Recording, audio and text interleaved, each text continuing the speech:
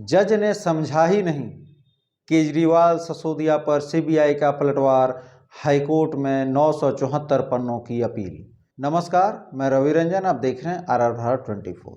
दिल्ली के चर्चित आबकारी नीति केस में एक बड़ा ट्विस्ट आ गया है। ट्रायल कोर्ट से राहत मिलने के बाद अब मामला सीधे दिल्ली हाईकोर्ट पहुंच गया है। अरविंद केजरीवाल, मनीष सिसोदिया समेत 23 आरोपियों को रोज एवेन्यू कोर्ट से बरी कर दिया गया था, लेकिन अब केंद्रीय जांच ब्यूरो यानी सीबीआई ने उस फैसले को चुनौती दे दी है। सीबीआई का साफ कहना है कि ट्रायल कोर्ट के जज ने मिनी ट्रायल चला दिया, मतलब जहां सिर्फ ये देखना था कि पहली नजर में केस बनता है या नहीं, वहीं जज ने पूरा केस खोलकर गहराई से जांच शुरू कर दी।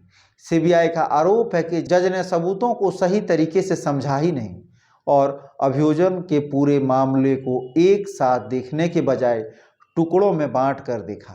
सीबीआई ने 974 पन्नों की लंबी अपील दाखिल की है। आखिर सवाल यह कि ट्रायल कोर्ट ने क्या कहा था। रोज एवेन्यू कोर्ट के जज जितेंद्र सिंह ने अपने आदेश में कहा था कि सीबीआई कोई ठोस सबूत नहीं दे पाई।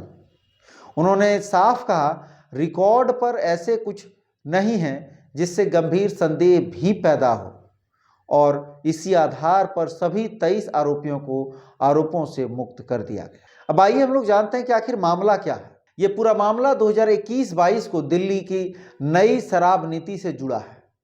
सीबीआई का आरोप है कि नीति में ऐसे बदलाव किए गए जिनसे कुछ निजी कंपनियों को फायदा हुआ, जैसे थोक कारोबार को निजी हाथों में देना, मुनाफे का मार्जिन 5% से बढ़ाकर 12% करना और कुछ शर्तों में ढील देना।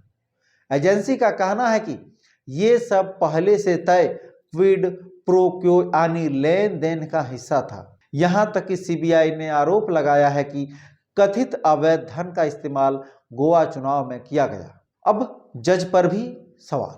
सीबीआई ने अपनी अपील में कहा है कि जज ने जांच एजेंसी के खिलाफ जो टिप्पणियां की वो अनुचित और समझ के परे है। एजेंसी का दावा है कि फैसला कानून के खिलाफ और तथ्यों की गलत व्याख्या पर आधारित है। आखिर अब आगे क्या होगा? दिल्ली हाईकोर्ट इस मामले पर 9 मार्च को सुनवाई करेगा। अगर हाईकोर्ट को लगे कि ट्रायल कोर्ट ने गलती की है तो केस दोबारा ट्रायल के लिए जा सकता है, और अगर हाईकोर्ट ट्रायल कोर्ट के फैसले को सही मान लेता है तो केजरीवाल और बाकी आरोपियों को मिली राहत कायम रहेगी। दिल्ली का आबकारी नीति केस अब एक बार फिर कानूनी और राजनीतिक बहस के केंद्र में है। क्या सीबीआई अपनी दलीलों से हाईकोर्ट को मना पाएगी या ट्रायल कोर्ट का फैसला बरकरार रहेगा? सभी की नजरें अब 9 मार्च की सुनवाई पर टिकी है। मैं हूं रवि रंजन, RR भारत 24।